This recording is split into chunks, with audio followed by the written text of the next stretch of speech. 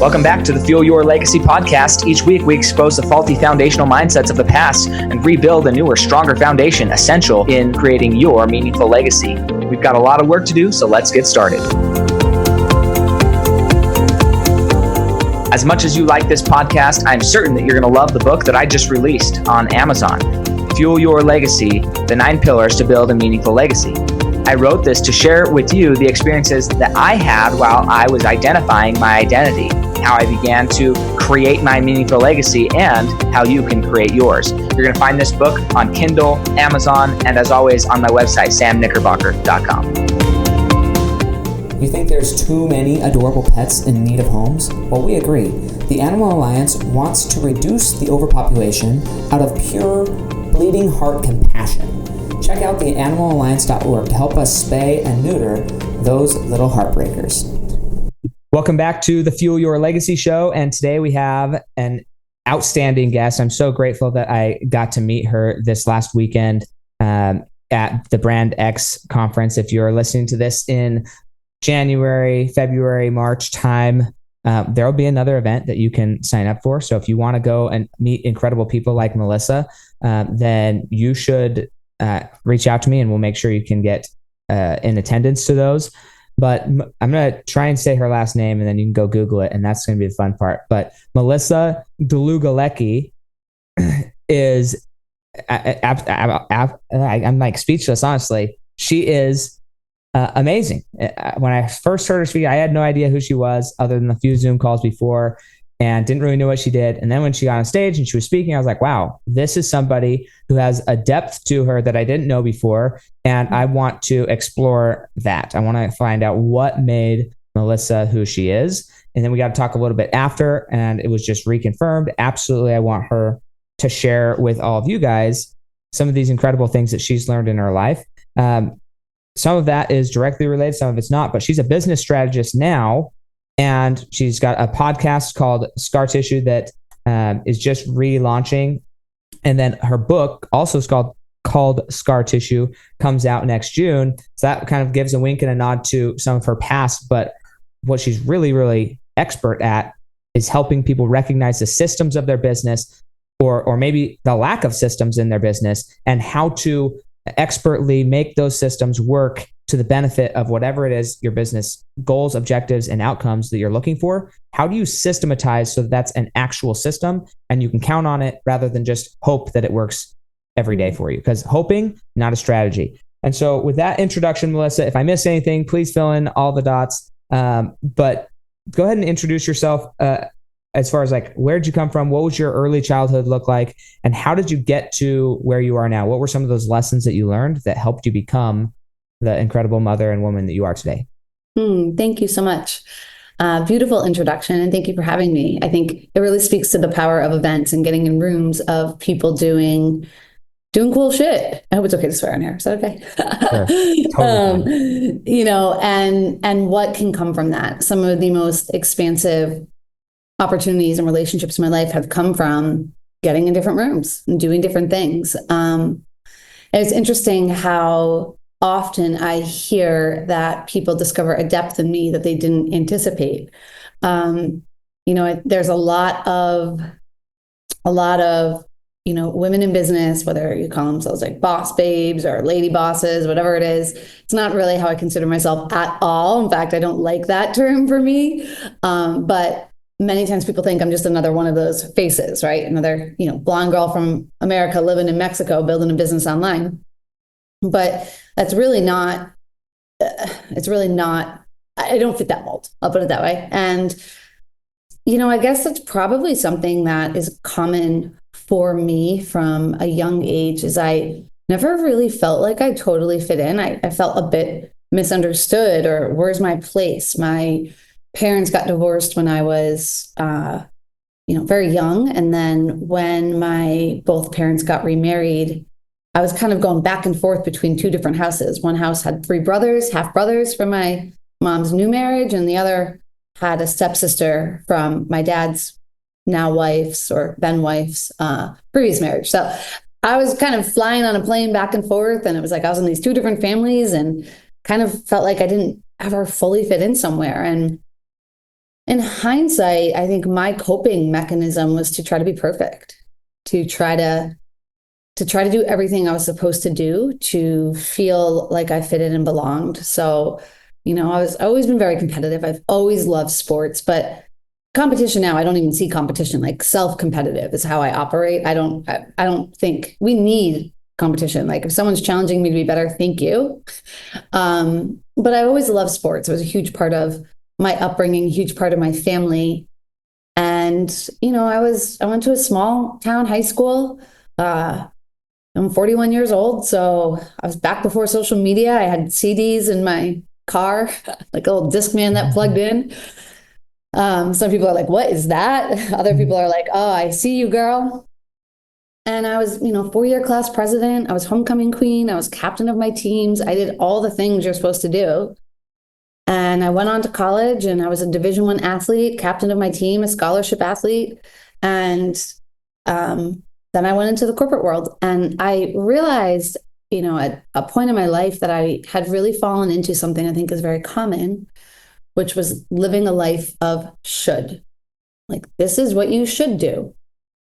And I made decisions based on what I thought I should do, what society said to do. And it wasn't true to my authentic self. I've always kind of thought very deeply. I've always questioned norms, but I never outwardly questioned them. I only inwardly questioned them and then did what you're supposed to do anyways. So I think the universe has an interesting way of letting you know when you're on the wrong path. And it was like I had a million signs and a million signs, and I got another sign and another sign. And I kept ignoring them. And, I left the corporate world because I wanted to teach. I just wanted to help people. It's like, I don't care about business. You either care about business or you care about people. So I went on and got my master's in education, specifically around language-based learning and social emotional learning, which when I left education, I thought that was going to be a wasted degree, but I can't even tell you how instrumental it's been in me being able to consult and coach the way that I do, because I understand how people learn and I understand how they learn differently. And the truth is, in a world of millions of online coaches right now, there are a lot of them that aren't good teachers. And you could be a really good mindset coach. You could be really good at fitness, but if you don't know how to actually convey and to teach that in a way that somebody understands, they're not going to get a transformation. If they don't get a transformation, your business is not going to grow, right? So while I'm a business strategist, like business strategy 101, get the transformation that you're promising. So for me, being a teacher was really instrumental, and athletics was huge. So I was a high school educator, and I was also a high school coach. And then I moved into the role of a high school athletic director at a really large district. 300 people applied for the job. I didn't get it the year before to a different district. And I shared this story, but it's a big part of explaining who I am. I was the runner-up at my school that I had been working and teaching at. And they didn't have an athletic director role in place. And I filled a big part of it while they kind of band-aided it together. And then they opened up the role again. I applied, thought I was a shoo-in. I knew the department. I would work my butt off. I didn't get it. And what I did was I walked up to the person who did, who was from a different district, who had 5 years of experience already in the role. And I shook his hand and I said, congratulations. And he was nervous because he knew that I was kind of an expected winner, I suppose, from my experience there. Hometown favorite type of thing. And I said, congratulations, you don't know the school like I do. You don't know the politics. You don't know the keys. You don't know the custodians. You don't know who you need to know. I do. I know the athletes. I know the players. I know the coaches. I'm going to work as your assistant for free for an entire year. And I want you to let me into every single meeting and everything you possibly can. I want to learn the stuff I don't know. I want to learn the budgeting. I want to learn some of the stuff I don't know. And he was like, okay. And now this is an example of creating a win-win. And that's a big philosophy that I live by. And also that there's not competition, because if I saw him as competition, I would have been in like a sore loser. But it was more or less, what's the feedback that I need to learn to get to where I want to go? And the feedback was, you are missing a piece of experience that he has. So go get that and go apply. And so that following year I applied, I went up against 300 people and I won.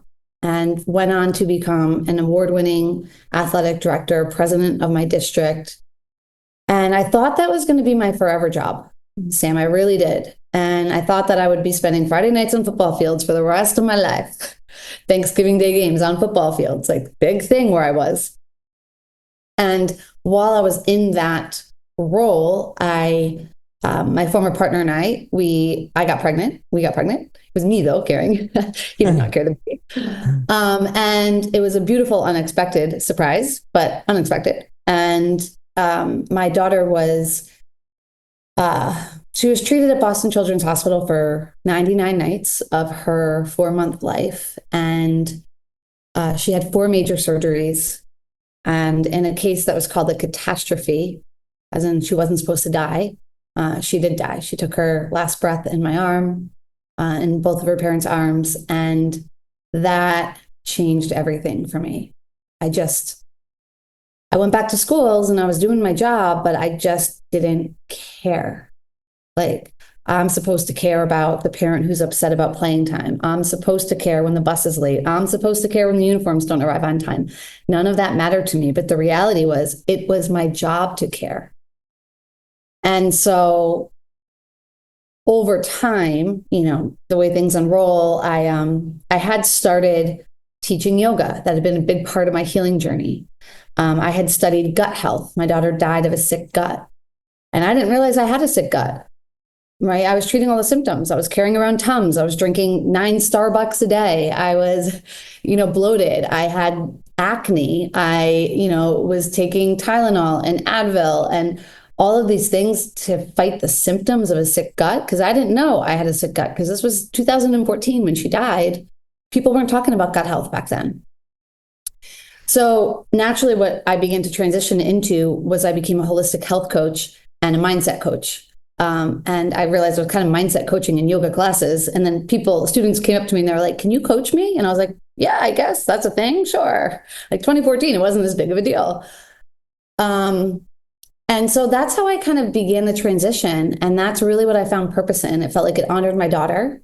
I felt like I was more of a mother, and I felt very closely connected to her. And I began studying online business strategy. Now, my background had been in business, but I thought you either cared about business or you cared about people.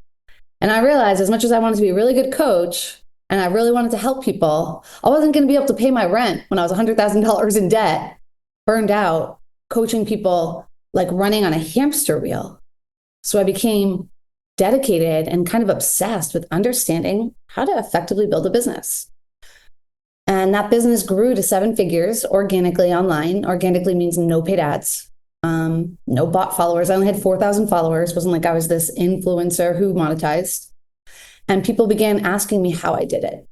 And so, see a problem, solve a problem. That's entrepreneurship, like 101 as well.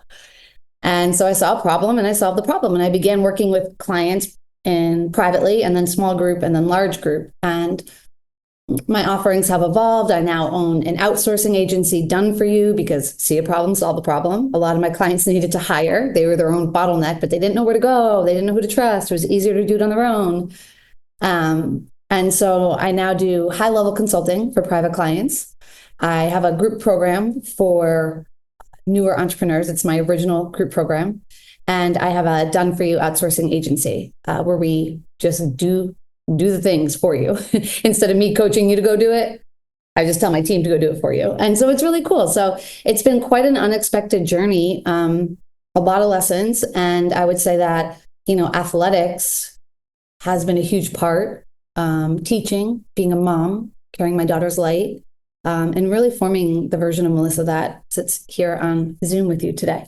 Can't handle the sad sight of homeless pets? The Animal Alliance is working to spay and neuter them so fewer are born into a life of pity.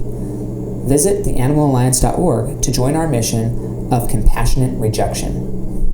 Awesome. Thank you so much. We're going to try and keep this to the remainder of the time we have. Yeah. And hopefully if we run out of time, you're willing to have another conversation about this, because I have a lot of questions that I think hopefully will draw out the transformation that happens and some of the sticking points that a lot of people, I know for me, this is a regular occurrence for myself. I spent, when I was probably, By 12 years old, I already decided that I wanted to get married to a woman. And I know this is like, where's this going? Okay. But I already had decided certain things about my life. I wanted to be in the religion that I'm in. I wanted to live a certain life that I want. I wasn't doing it. I wasn't prepared to do that, but I knew what I wanted at that age. And so I'd been doing a lot of research and reading books and developing myself from relationship books, personal development books, like everything. So by the time I got married or was dating, I was already 12 years ahead through a personal development cycle where the people I was dating, many weren't on it at all or were just starting. And so there's this natural discrepancy between where somebody's mindset and belief systems are about themselves and about the universe. And then with that discrepancy that's like hard to rectify in and of itself, there's a way of viewing the world of, do people see you as better than them? Do they see the gap between you and them in those circumstances as a positive or a negative gap? So like for me, when I see Melissa, you're better at business than I am. I have fine to admit that. There's your ability to see systems and implement them are more advanced than mine are. So when I see that, I don't see that as like, man, I'm worse than Melissa. I see that as, well, I have a lot to learn and I'm excited to learn that. So I see that gap as an excitement. Some people see that gap as I can't be there. And so how to fill that gap, that's one question I want to talk about. And then the other aspect of this transformation was, because I'd been doing it for so long, I wasn't aware of all of the micro decisions that I had made about my life. So then when other people are asking, well, how did you get to where you are? I was unconscious of my transformation. I got to where I was and I was happy where I was, but I was unconscious. So then I wasn't able to turn around and actually help the next person up effectively. Literally, my wife asked me when we were dating, like, well, how did you get there? I'm like, I don't know. Here's the list of like 1,000 books I've read. I gleaned it. I don't know where I did it, or I don't know which decisions I made. Like, I think this identity came from this book. I think this identity came from this book. I think this identity came from this book, but I don't really know. And so that's an interesting thing. You lived a really incredible life. You've been through a lot of different things. I hate that word. A wonderful life. Okay. You've lived a great life, an outstanding life, an amazing life. It is credible. It's credible what you've done. And that's what I want to talk about. But how did you, when you did decide to turn around, did you feel like there was that discrepancy, even though your family, your friends, the people who you knew the whole time, they watched you go through this transformation. So they knew you before, they knew you after. Did you feel like there was still people who saw that gap as a negative rather than a positive? Oh, such a good question. We could jam on this for the whole rest of the time. I know. This is like, there's too many questions that are this good. Yeah, look, I mean, a couple of important things here. One, if we look statistically at the Olympics, for example, or like the world records, they only get broken because somebody does a certain number and another person says, if they did it, it's possible.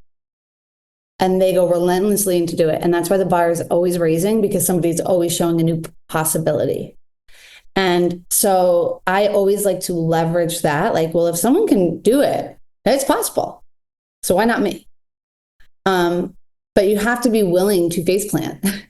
You have to be willing to not break the record. You have to be willing, but I would rather go all in, right? I'm very much attached to the process, not the outcome. That has served me very well in my life. And so what is my process? What am I attached to? What are my core values? What am I committed to? But in terms of other people seeing kind of the evolution, the before and after, it's an interesting thing. There are people who stay along the journey with you. And then there are people who take it personally when you evolve. And I see a lot of people get hung up on that, and you can't take it personally when they take it personally.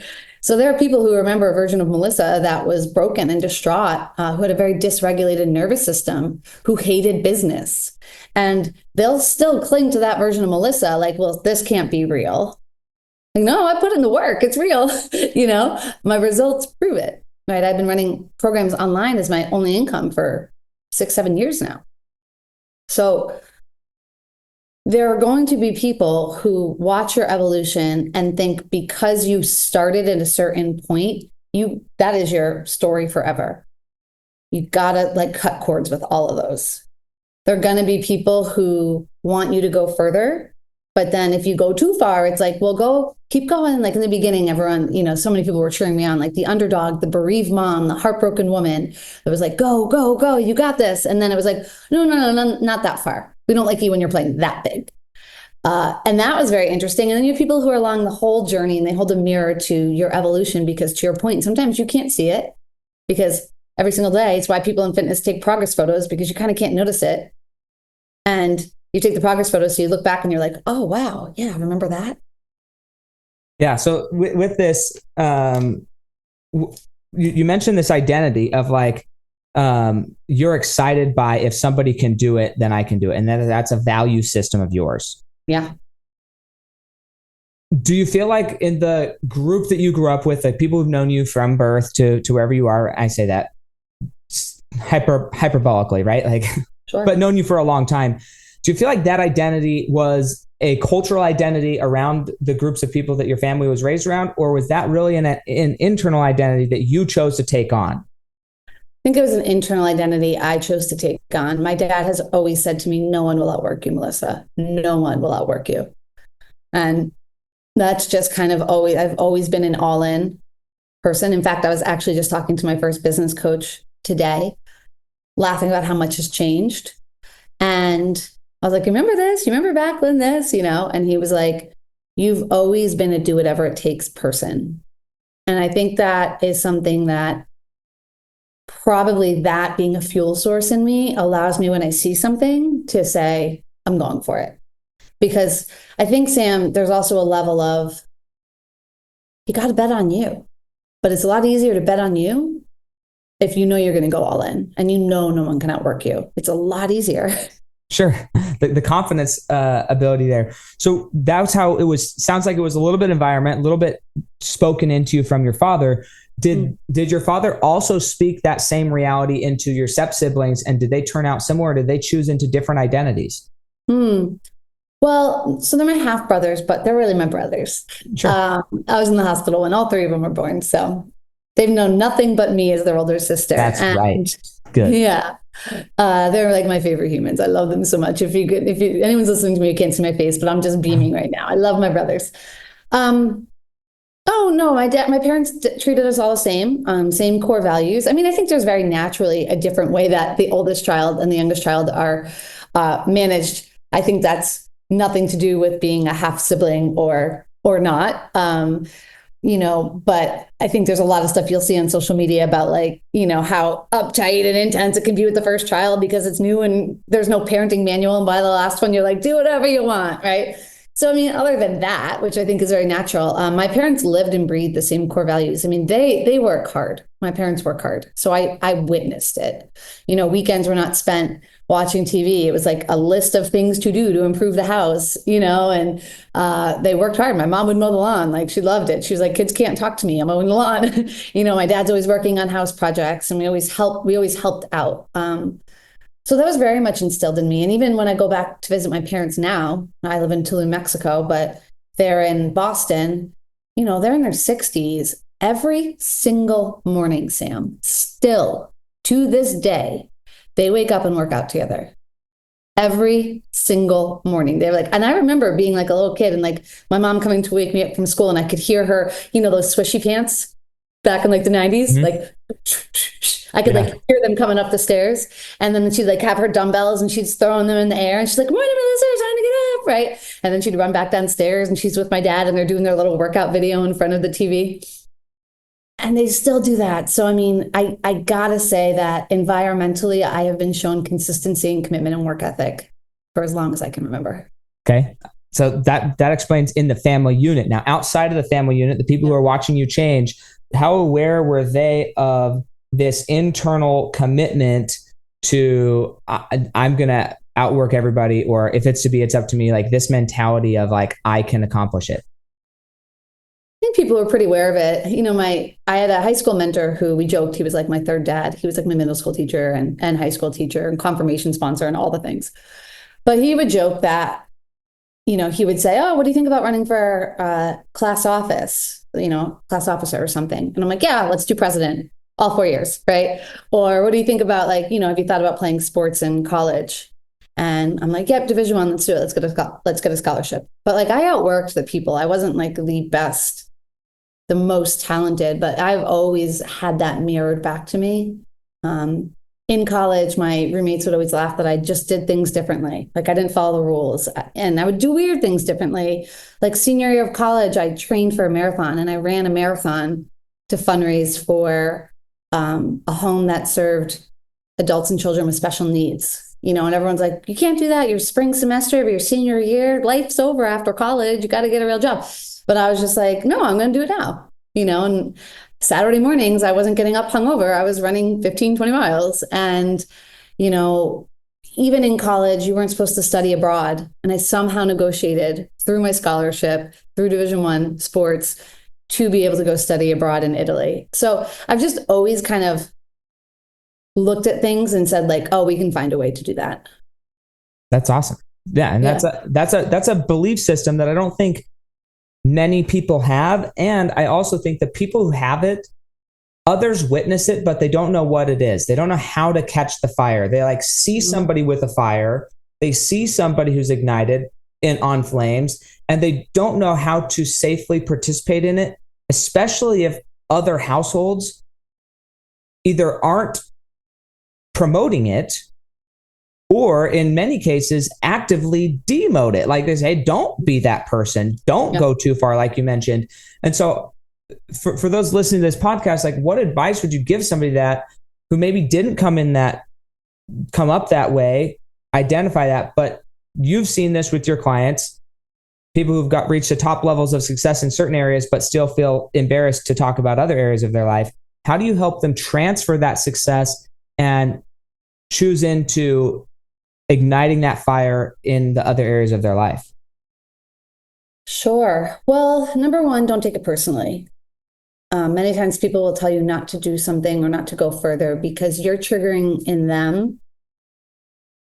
They're looking in a mirror of what's possible that you're holding up, and maybe they don't want to go that hard. Maybe they don't want to compare themselves to you. Maybe they are afraid. And so don't take anything personally. It's my number one piece of advice because it isn't personal. We are such self-interested human beings. Even if I look back at versions of myself when like it would feel very personal, or even if I was putting something on someone else that I was making personal about them, it was never about that other person. It was always about what was happening in Melissa's world, Melissa's growth. So that would be my number one thing. Don't argue. It's not worth it. Just show them with your words and find environments that people are doing and thinking like you are. That is a non-negotiable. And there's no excuse this day and age because you can be on a interwebs community, right? From the comfort of your home. And you don't have to actually go to like drive in a car to go to some meetings and find places. Like you can do it through Zoom as we are right now. Be a ninja with who you give a vote to. Like I always look like, am I giving that person a vote? Does that person have the results I want in my life? And if not, they don't get a vote in mine. Good person, love to all, but they don't get a vote in my life. So I think, it's just this level. I think it's a level of self-love when we are that discerning and have that high of standards with who gets access to us and when and how. I know there's so many here, and it's fascinating in some personal family things going on right now.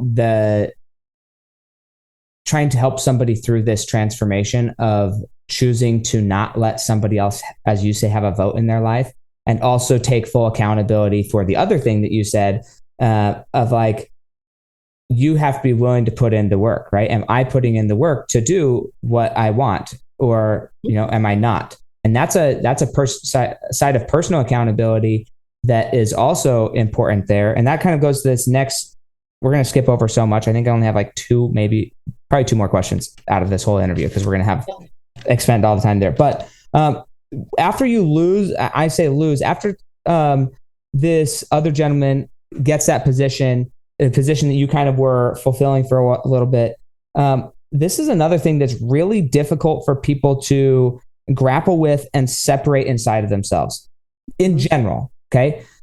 You have it where it's like, oh, it's just a way to be. But it's like, okay, is it the way? I agree it's the way to be. When you say it, it sounds great. But the practicality of it, a lot of people don't live this way. The difference between confidence and pride and not having competition, not seeing the fact that you just got beat out, that you've been slaving away, performing these duties, everything, seeing that gap as, okay, there's something I have to learn, rather than being offended, annoyed, rejected. And I'm curious, when that happened, was there any level of an initial rejection and then an overcoming with like, okay, I know that's not right, I'm going to choose to be a better person? Or at that stage in your life, had you already gotten past even the initial part of the rejection to where it was like the natural response at that point was to not see the competition, was to not be prideful and to go in for confidence? Or was there a stinging rebuke of like, dang it, I really wish I wanted that. Now I'm going to adjust because I know that I can get whatever I want. Like, was the rejection felt, or at that point in your life, had you already experienced enough rejection that you just didn't even think that way anymore? Oh no, it was felt. Okay. And so what did that feel like? So we have a learned skill is the power of the pause. So many people end up doing damage control because they don't take a second to pause. And until I get to neutral, I will not have a conversation, or I will not make a decision. Now, right now, it's very hard to take me out of neutral. Like, honestly, I've done so much work. It's very hard to trigger me at this point. Back then, I was more easily triggered. And I took it personally. And I went on this, little crusade of victim and poor me. And how could this happen? But something that I realized, athletics definitely supported me, because it's like watching film. You look back at your losses and you can learn the most from them, right? You don't necessarily want to watch the film where you destroyed a team. You want to watch the film where you struggled. And so really, I think it was like almost like looking back and watching film to be like, okay, well, what's my goal? And this is something that kind of relates to my core value. You said, I think, some level of accountability. I call it radical responsibility. And when you're in radical responsibility, it's, do you want to change the action or do you want to change the goal? But if the action is not getting you to the goal, you either need to change the goal or the action. There's no right or wrong. Right? So if I have people who want to create something in results, and I'm like, this is what you have to do to get it. And they're like, I don't want to do that. Okay, well then do you want to change the goal? One or the other, or you're in a state of suffering. And so I looked at this, and was my goal still to have that job? Yeah, my goal was to have that job. So then what actions can you take to get to that goal? And so the power of the pause, and then the zooming out of, where do I want to go and what's going to get me there? Because being a victim isn't going to get me there. Feeling sorry for myself isn't going to get me there. Gossiping about how this person shouldn't have gotten it and I was screwed is not going to get me there. What is? And that's what I chose. Yeah, this is a personal experience for myself. But it's fascinating, this idea of zooming out and not going out, not acting until you're in neutral. Again, I feel that for myself, very similar to you, or it sounds like you're saying it's hard to get me out of neutral. And it's like that in and of itself is like a topic of between my wife and I, like of separation, because she's highly reactive still sometimes to certain situations rather than being in neutral. And it's like, well, I'm in neutral. I'm going to argue against you. You're like, well, you're my husband, you should be on my side. Well, I am on your side. I'm like trying to show you the other perspective. I'm trying to neutralize the situation, and neutralizing doesn't mean doubling down on your emotions. It actually means positive and equal force on the other side of this to bring to humility and confidence, but humility at the same time. So there was a time in our relationship, my wife and I's, where I was feeling like I was putting in a lot of sacrifice and effort and energy to help her mental state or be happy. And then I made what I believed was like this really big gesture of, hey, you're going to have some alone time.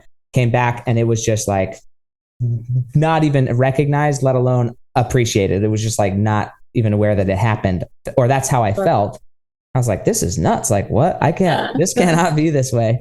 And so then I called my friends and I was like, hey friends, like, is this normal? Like, this is the first time I've experienced this. Is this like a normal thing? And they're like, oh yeah, it's always that way. You bend over backwards and then you hope they're happy at the end of it. And I was like, nah, I'm not in for that type of relationship. I didn't sign up for that. Yeah. Like, sorry, that's not going to support my identity. And so, but once I realized what was going on, I knew inside myself that if I'm ever feeling unloved or unappreciated, it's not anybody else's deal. It's my deal if I feel unloved. And Sure. One of the ways that I feel more love is if I choose to love and give back to others. And so it was around Christmas time. And for the rest of the 2 days after I got home, I was like, okay, well, this is what I'm going to do. I made Christmas cards. I went and bought a bunch of gifts for my whole neighborhood. And I walked around with a wagon and knocked on every door in my neighborhood and said Merry Christmas and gave them a thing, because I knew that's what I needed to fill my soul, was to give and to love, regardless. And it had nothing to do with my wife, but it actually helped me transform. So I think that that's a huge element there. And then watching your replays of what's the goal and how do you assess that goal.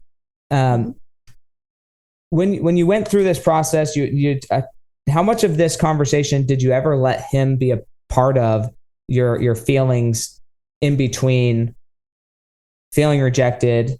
And I say him, the guy who got the job, right? Because when you tell the story the first time, it's like, oh yeah, I just walked up and this is what I said and we were good. And that's how. Well, it was the first time I met him. That was his first impression of me.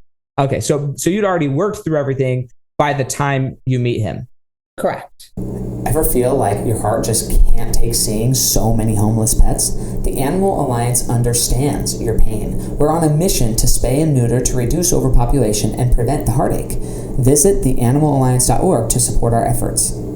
Okay. Hindsight, did you ever go back and share, hey, this is how I felt? And did that conversation ever happen? I know it wasn't his problem and didn't have anything to do with him. I mean, I don't think it was ever a big thing. I'm sure just very organically it would come up, as we formed a relationship and got to know each other, because we ended up working very closely together, right? I actually became his go-to person. So I'm sure it came up in natural conversation, but there was no clearing because it had nothing to do with him. He didn't need to know, right? And so I think all that really mattered was how I showed up and how our relationship was. And it was great. It was really great. I learned a lot from him, and I know I helped him a ton. So it was, it all worked out. But I think sometimes we can there's probably versions of me that would have needed to, because I needed to be heard. Right? Sometimes I think meetings, I have some clients who just want to have meeting after meeting after meeting after meeting. And I love Tim Ferriss's 4-Hour Work Week, where he's like, meetings are self-indulgent, And I think if I had, it would have been really just to indulge myself in my experience and look what I overcame. And so I probably didn't for that reason. And there was really no need. Anyways, long story long, there was really no need to, Okay. it's just, I think actions speak more anyways. Can I just show up? And I think there was also a part where we can imagine the human experience and what somebody might have felt. And I always felt from him, he told me how much he respected me for the way that I showed up after what happened. So to me, that was almost the acknowledgement of him saying, I know this couldn't have been easy for you. Okay, cool. I like it. So now I want to go, we have to jump because we don't have so much time. Jump. So you have this unexpected pregnancy. Yep. Then you have 9 months to deal. I'm going to use the word deal with the fact you had an unexpected pregnancy, which many people choose different outcomes than having a baby after they have an unexpected pregnancy. So was there any thought of or feeling that may disrupt some of your future goals if you had a baby? Or as soon as you found out you're pregnant, what was the emotion? Because what I'm driving at, and this is going to go into the next question, is how do you heal, and what have you learned about grief through this time period of your life? That's what I want to talk about. I don't know if we can get through it all, but grief is such a fascinating thing. Docuseries. I know. Grief is one of my greatest teachers. I think, in terms of, was this going to get in the way of getting to my goals? Well, I didn't necessarily have that. It was oh, this is going to shift my path. I wonder what it's going to look like. But being a mom I'm so maternal. I've always wanted to help people. Being a mom was so exciting for me.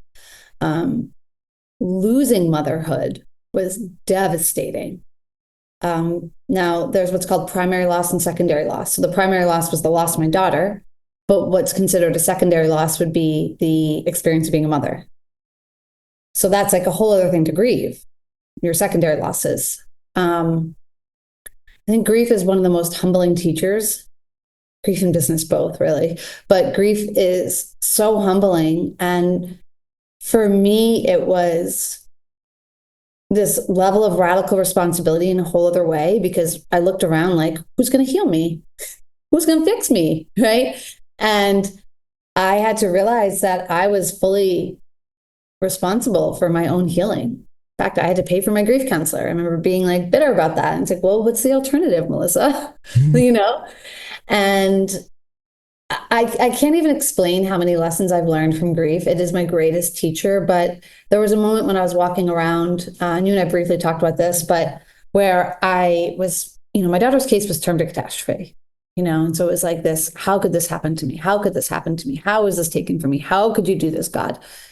And I had this moment of like, it was like divine intervention of, Melissa, you're walking around like you were entitled to a healthy child. You're worthy of one. You can want one. You can grieve not having one, but you aren't entitled to anything. And I just remember that moment so clearly 10 years later, where it was like, damn, how much of my life have I been living as though I'm entitled to something going the way that it should, right? Going back to that word should that I grew up in for me. Mm-hmm. And actually not owning my worthiness, wanting validation from other people, wanting to be homecoming queen, wanting to be the 4-year class president, because my worthiness wasn't within me. My worthiness was within what other people saw. And so there was this massive shift that just completely, like a tectonic plate, like completely cracking, began this transition for me of understanding what it means to be in radical responsibility, to know my worthiness and not give my power away to anyone, also not need anyone else to heal me. I think worthiness and responsibility go hand in hand. And then to realize I'm not entitled to anything. So if I want that business, I got to go earn it. I got to go do it. And that changed my life. And of course, I'd say secondary to that, a lot around being present. A lot around letting go of the word should, because she shouldn't have died. So it forced me to look at my life and what am I doing from a place of should. I think also a willingness to risk in a way I never had before, because I'd already gotten through like the worst thing I could ever imagine. So, all right, business doesn't work, whatever. My daughter died. I'm going to survive, And so I think willingness to risk, not taking things so seriously, being present, and really entitlement and worthiness. I think that's beautiful. When you're coaching with others, because now you're helping people build businesses. And sure. Yep. Many of the people that you're helping, they've been successful in other areas. Mm-hmm. And how many of those individuals that were successful in other areas and are now becoming your clients now in an attempt to like maybe build a personal brand or build something new for themselves, how many of them do you feel like achieve their levels of success off of shoulds and then realize that should is ultimately empty if you don't believe that you are worthy of it? Like, yeah, you could have everything, but if you don't believe yourself is worthy of it, then everybody else just says you're worthy of it, says you should do it, and you do stuff for them. How many of your clients battle that transformation in their business? Oh, that's so hard to say. I mean, remember, I work with all different levels of clients, right? Newbies to multi-seven figures. So that's a wide range. But I would say that I always find it interesting how some people can have it really together in one area of their life and not the other. I find that fascinating because I love the quote, how you do anything is how you do everything. But then I'm like, well, that's not always true. Actually, very rarely true, I feel like. Yeah. Right. I mean, I think there's a truth that patterns will emerge, but I see some big compartmentalization. I would say that a lot of people go through a transition in their career where they realize they're doing something that feels meaningless or purposeless. That's a huge theme. And then when they are fueled by purpose, that actually gets them to feel more innately worthy than maybe previous achievements or accolades. A lot of people are just unhappy in their career and realize they don't have to do that. And I think that your business, if you want to build, especially personal brand, this was a slide I didn't get to in the slideshow, but it said, don't take personal brand personal. And you have got to know your worthiness if you are actually building a personal brand. You have got to be unshakable by the critics, unshakable by the questions, unshakable by the trolls in the comments and the DMs, unshakable. And you can only be unshakable if you deep down inherently believe in what you stand for, how you show up in the world, and your worthiness to live your own authentic way and truth. And so I guess what I'll say is I think the most successful people sustainably, because a lot of people can be like one and done or short-term success, right? But, you know, coming from Patriots Nation, where we had a dynasty for a little while, not anymore, but when we had a dynasty, that was not a one and done, right? That was a system, that was a process. And I think if you can put systems and processes around what you're doing, even your personal branding and how you're showing up, you will take off. But you will not last in the industry if you don't truly believe in your value and your worth. Yeah, I agree with that completely. Trying to determine. I'm going to ask it. Well, hopefully we don't go too far over. But with no, I don't want you to be quick. I honestly wish we had another 3 hours. But I literally chose 3 questions out of all of my notes. Okay, we're going to just talk about this. So. Perfect. The other aspect, again, we so often we tell stories from our perspective, our experience. And although that's a safe way of doing it and probably the most respectful way of doing it, because we can always speak for our own experience and we don't want to speak for somebody else's experience. Oftentimes in life, some of our experiences are shared experiences. And in the case of losing a child, that is often a shared experience because somebody else helped make that child, right? It wasn't just Melissa's experience of loss. It wasn't just her experience of where that went. And so how did that factor into the whole experience? Managing, are you leaning on the father of this child? What did that look like? And what did that look like now 10 years later, or how many years has been? That the fallout of that, because that's a whole nother level of grief. You had a relationship and then you lost the connecting tie. It was an unexpected relationship because it was an unexpected pregnancy. So how does that all filter into this? Well, honestly, that could be a whole episode. I'm not kidding. An entire one. It's a big part of my book. We can record again, Melissa. I'm deeply, we'll have to come back, so many experiences that I'm deeply interested in. Yeah. And I want to share because I see so much value in this level of. Most people don't see this type of business owners' lives and successful people's lives. They see what people want them to see, and they don't understand the intricacies of what made these people who they are. Yeah. And that's what I want to share because there's so much there for you. Well, I think the quickest way I can explain it, maybe as a little teaser, is I went stomping into my grief counselor's office to talk about what a terrible partner I had that he wasn't around to take care of me. Now, he was around. We were in a relationship. We were both there when she died, but he had a daughter from his previous marriage. He was between jobs, job hunting, and navigating kind of stuff in a lot of different places of his life. And so I'll never forget, she had me draw a ladder and had to put the biggest things I was dealing with, the biggest things he was dealing with, top to bottom, most important thing.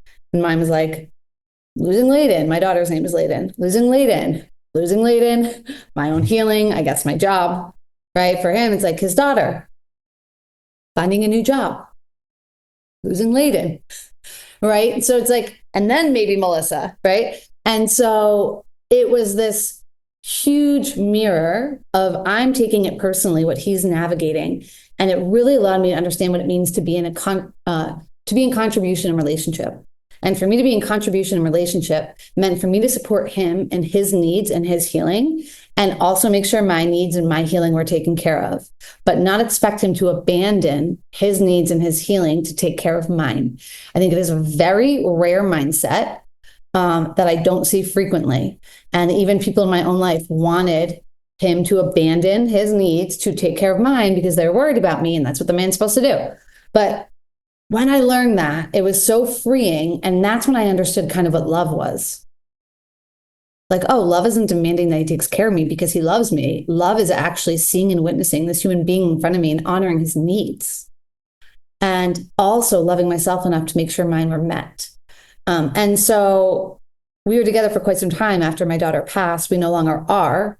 But I actually learned so much about love through the challenges of that. And before, I thought love was save me, take care of me, put a picture of buying me flowers on Valentine's Day on Facebook for everyone to see. That's love. I'm loved. It's not love. Right? And like loving someone so much for their truth and their needs and their greatness and seeing the masterpiece of the human being in front of you, even when they're messy and imperfect. And ultimately what happened is when I changed drastically, I completely changed careers and all these things after my daughter died. I'm the one who really changed. And the life that I wanted, used to be watching football on Sundays and going grocery shopping and going to Target and like meal prepping for the week and like that and going to schools. And now it's like, I want to every day be like, what's my soul's purpose and how many lives can I impact and where can I travel and where can I do that? So what was really loving was giving us both the space to be living the life that we wanted to live, but recognizing that we had outgrown those overlapping together. And we could have tried to force it. And in fact, I probably did for a little while because of how it looked, or because that was another grief, another loss. If now I left the place where people would see us together and see what was missing. My daughter was missing. So it was like she was almost more remembered when we were together. So anyways, I know we're up on time, but I learned so much about love through that and what it truly is. And for me, it was very loving to honor myself and the way I want to live my life and honor him and his worthiness of being in a partnership that aligned with what he wanted. And just recognizing like our shared chapters, as sad as it was, they were done. Yeah. I'm just going to leave it there because honestly, I think the last 5 minutes are the most beautiful part of this whole podcast. I love it. I love hearing your growth, and there's so much more that we didn't get to. We'll have to schedule another one. But okay. In between now and when that other one comes out, where would, if somebody wanted to follow you or wants you to help them with their business, wants to connect with just a beautiful person as you are, where would they connect with you? Thank you for asking. I'm not sure when this episode will be out, but definitely Instagram is a great spot. Melissa Dlugolecki, and my last name is DLU, and typically I just pop right up for people.